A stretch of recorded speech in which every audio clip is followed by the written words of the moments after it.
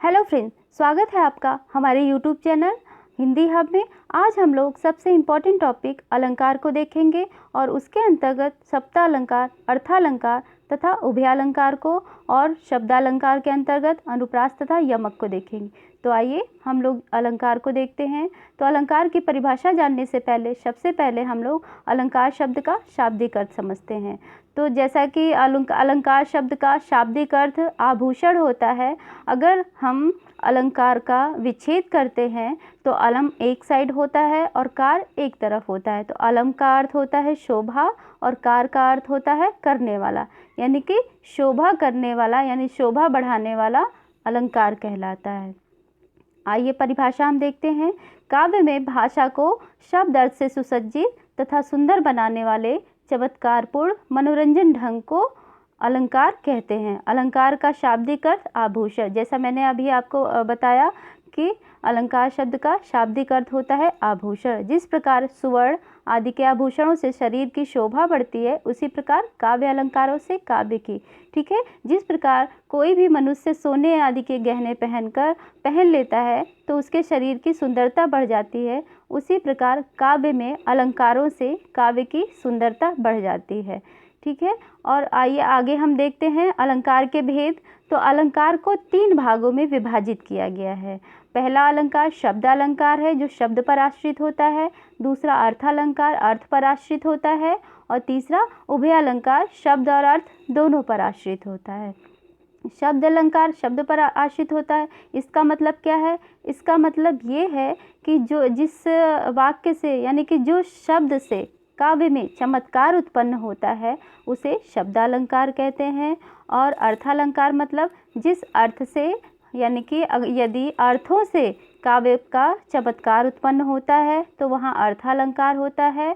और उभयालंकार में शब्द और अर्थ दोनों से काव्य की शोभा बढ़ती है, ठीक है, तो उसे हम उभयालंकार कहते हैं, ठीक है। तो आइए हम लोग देखते हैं शब्दालंकार को। जहाँ शब्दों के प्रयोग से सौंदर्य में वृद्धि होती है और काव्य में चमत्कार आ जाता है, वहाँ शब्दालंकार होता है, ठीक है। जैसा मैंने अभी बताया आपको कि जहाँ शब्दों के प्रयोग से यानी सिर्फ शब्दों को इतना घुमा फिरा के या रख दिया जाता है कि वहाँ पे उस काव्य की यानी कि उस लाइन की सुंदरता बढ़ जाती है और काव्य में एक चमत्कार आ जाता है, वहाँ पे शब्दालंकार माना जाता है, ठीक है। तो आइए शब्दालंकार के अंतर्गत तो कई होते हैं, फिर भी परीक्षा की दृष्टि से कुछ महत्वपूर्ण हैं। हम लोग उसी महत्वपूर्ण बिंदु की चर्चा करेंगे।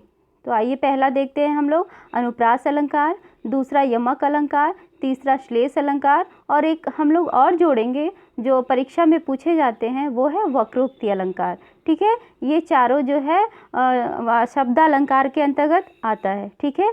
तो आइए हम लोग अनुप्रास अलंकार को देखते हैं। सबसे पहले अनुप्रास अलंकार, जैसा कि इसके अनुप्रास नाम से ही स्पष्ट है कि क्या कहते हैं, इस अलंकार की परिभाषा क्या होती है। यानी यदि हम अनुप्रास को अलग अलग करके देखते हैं यानी विच्छेद करते हैं, अनु को एक तरफ और प्रास को एक साइड में, तो हमको इसकी परिभाषा रटने की ज़रूरत ही नहीं होगी और ना ही इस अलंकार को समझने की, ठीक है। जैसा कि अनु प्लस प्रास, ठीक है, ये 2 शब्दों से मिलकर बना हुआ है, अनु प्लस प्रास। अनु का अर्थ होता है बार बार तथा प्रास का अर्थ होता है वर्ण, यानी कि जब बार बार एक ही वर्ण बार बार आता है तो वहाँ पे अनुप्रास अलंकार होता है, ठीक है। जैसा कि यहाँ पे परिभाषा में दिया गया है, अनुप्रास शब्द अनु तथा प्रास शब्दों से मिलकर बना है।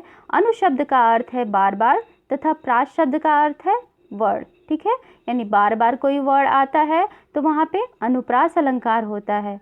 आइए आगे हम देखते हैं। जिस जगह स्वर की समानता के बिना भी वर्णों की बार बार आवृत्ति होती है उस जगह अनुप्रास अलंकार होता है।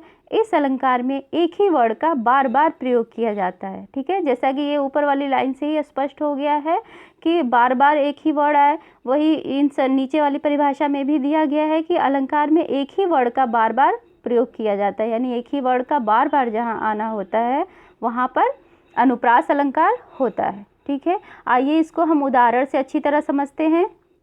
जैसे उदाहरण दिया है, जय जय भारत भूमि भवानी, ठीक है। अब दूसरा उदाहरण हम लोग देखते हैं। चारू चंद्र की चंचल किरणें तीसरा उदाहरण देखते हैं, तरनि तनुजा तट तमाल तरवर बहुछाए, रघुपति राघव राजा राम, भूरि भूरि भेद भाव भूमि से भगा दिया।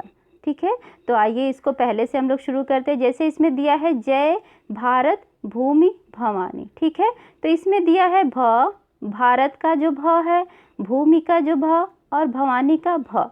ठीक है, इसमें एक ही वर्ड की बार बार आवृत्ति हुई, यानी कि 3 बार आवृत्ति हुई है, भारत भूमि भवानी। तो क्या हुआ, अनुप्रास अलंकार हो गया, क्योंकि अनुप्रास में कहा गया है अनु मतलब बार बार और प्रास मतलब होता है वर्ड, यानी कि बार बार एक ही वर्ड जब आए तो वहाँ पे अनुप्रास अलंकार होता है।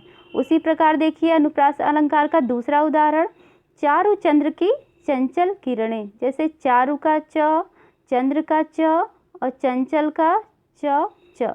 ठीक है, इसमें भी एक ही वर्ड बार बार आया है, तो यहाँ पे अनुप्रास अलंकार हो गया। ठीक है, अब आइए अनुप्रास का हम दूसरा उदाहरण देखते हैं, तरनि तनुजा तट तमाल तरवर बहुछाए।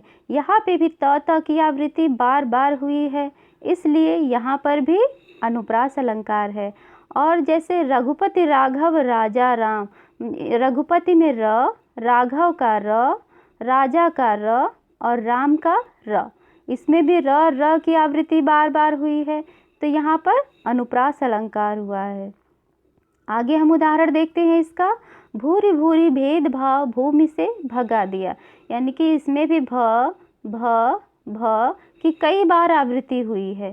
ठीक है, तो यहाँ पर भी अनुप्रास अलंकार हुआ। ठीक है, तो जैसा कि हम लोगों ने देखा कि अनुप्रास का शाब्दिक अर्थ होता है बार बार एक ही वर्ड आए।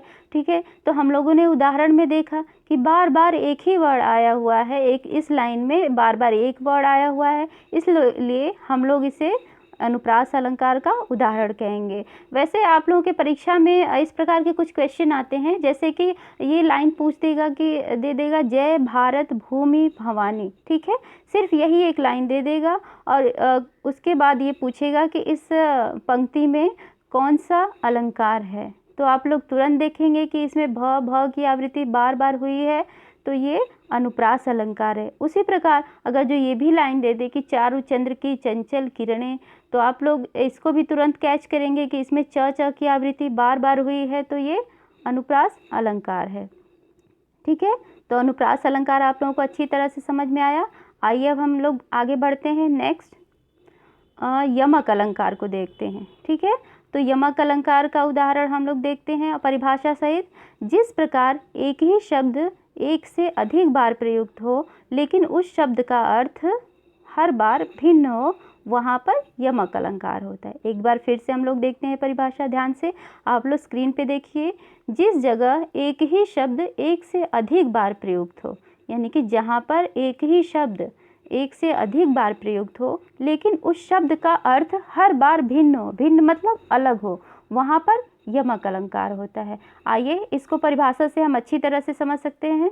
तो यमक अलंकार का हम लोग परिभाषा देखते हैं, उदाहरण देखते हैं। इसका उदाहरण है, कनक कनकते सौगुनी मादकता अधिकाय, वा खाए बौराए जग वापाए बौराए। ठीक है, तो यहाँ पर कनक कनकते सौगुनी, यानी पे यहाँ पे कनक कनक 2 बार आया है, किंतु इसका अर्थ भी अलग अलग होगा। ठीक है, तो यहाँ पर एक कनक का अर्थ होता है सोना और एक कनक का अर्थ होता है धतूरा। ठीक है, यदि किसी मनुष्य को सोना बहुत अधिक मात्रा में मिल जाता है तो वो भी काफ़ी घमंड करने लगता है, यानी कि पागल हो जाता है। अब वो इंसान को इंसान नहीं समझता, यानी कि वो उसके एकदम पागलों जैसी हरकत करने लगता है वो। उसी प्रकार जैसे एक कनक का अर्थ है धतूरा, और कोई भी मनुष्य यदि धतूरा खा लेता है तो वो उसको काफ़ी नशा आ जाता है, यानी कि वो उस ज़्यादा धतूरे के सेवन से भी पागल हो सकता है। ठीक है, तो इसमें लिखा है कि एक को पाकर आदमी बौरा जाता है, मतलब पागल हो जाता है, और दूसरे को खाकर पागल हो जाता है, यानी बौरा जाता है। ठीक है, तो यानी कि यहाँ पे एक कनक आया है और दूसरा कनक आया। ठीक है, यानी कि एक ही शब्द बार बार आया, लेकिन इन दोनों शब्द के जो अर्थ हैं वो अलग अलग आए हैं। तो ये हुआ हमारा क्या कहते हैं यमक अलंकार। और इस उदाहरण को तो हम सभी लोग बचपन से पढ़ते आए हैं, काफ़ी ये फेमस है ये उदाहरण। और आइए इसका हम लोग दूसरा उदाहरण देखते हैं। तो पर वारो उर्वशी सुन राधिके सुजान, तू मोहन के उर्वशी व उर्वशी समान। ठीक है, यहाँ पे कवि बोलते हैं ये कि क्या नाम है, तौ पर वारो उर्वशी, यानी कि हे राधा रानी तौ पर वारो उर्वशी, तुम्हारे ऊपर यानी कि तुम्हारे सुंदरता पर हम उर्वशी नाम की अप्सरा को भी न्योछावर कर देते हैं। यानी कि तुम्हारी सुंदरता इतनी अधिक है कि उर्वशी नाम की जो अप्सरा है उसकी सुंदरता भी फीकी पड़ गई है।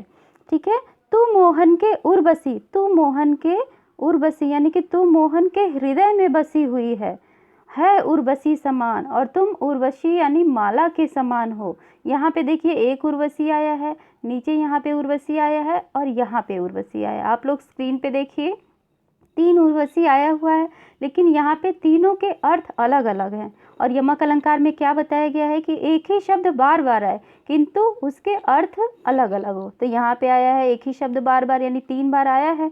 तो पहला उर्वशी का अर्थ होता है अप्सरा और दूसरा उर्वशी का अर्थ होता है उर्वशी यानी कि हृदय में बसना, और तीसरा उर्वशी का अर्थ होता है माला। ठीक है, यानी कि एक उर्वशी अप्सरा और दूसरी उर्वशी यानी उर यानी हृदय में बसना और तीसरी उर्वशी यानी कि माला। ठीक है, तो आप लोगों ने देखा कि एक ही शब्द यहाँ पे बार बार आया है और उसके शब्द अर्थ जो है अलग अलग हैं। तो यहाँ पर यमक अलंकार हुआ। उसी प्रकार माला फेरत जुग भया, फिरा न मन का फेर, कर का मन का डारी दे, मन का फेर। ठीक है, यहाँ पर कवि ये बताना चाह रहे हैं कि माला फेरत जुग भया, यानी कि हे मनुष्य तुम तो माला फेरते फेरते कई युग बीत गए, तुम हमेशा माला फेरते रहते हो। फिरा न मन का फेर, फिर भी तुम्हारे जो मन का यानी कि जो मन तुम्हारे हृदय से ईर्ष्या द्वेष नहीं गई है।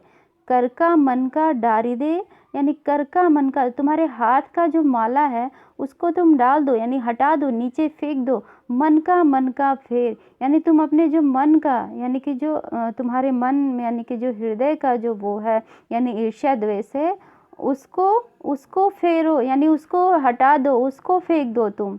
ठीक है, तो यहाँ पे भी मन का शब्द 3 बार आया है। तो यहाँ मन का अर्थ एक मन का अर्थ है फिरा न मन का यानी मन का हमारे हृदय का, ये हो गया मन यानी हृदय। दूसरे मन का यानी एक मन का कर का मन का अर्थ हो गया माला। ठीक है, और दे मन का फेर यानी कि एक मन का होता है क्या यानी माला।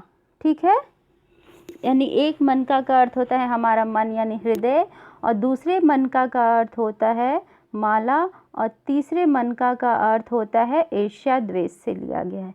ठीक है, तो यहाँ पे भी यमक अलंकार के 3 उदाहरण हैं।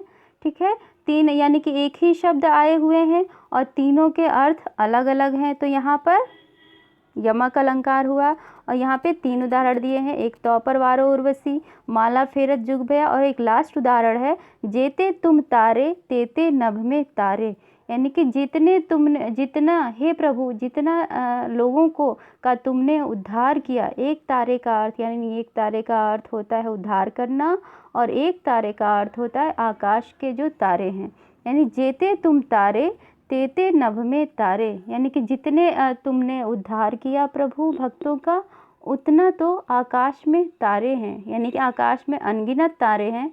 यानी कि हे प्रभु तुमने बहुतों का उद्धार किया। यानी यहाँ पे एक तारे का अर्थ होता है उद्धार करना और दूसरे तारे का अर्थ होता है आकाश के तारे। यानी कि यहाँ पे आप लोगों ने देखा कि एक ही शब्द जो है बार बार आया है, तीनों उदाहरण में एक शब्द बार बार आया है और लेकिन उन सब के अर्थ अलग अलग हैं। ठीक है, तो ये यमक अलंकार हुआ। तो मुझे उम्मीद है कि आप लोगों ने यमक अलंकार को अच्छी तरह से समझा होगा। अब हम लोग नेक्स्ट वीडियो में नेक्स्ट टॉपिक पे चर्चा करेंगे। तब तक के लिए थैंक यू।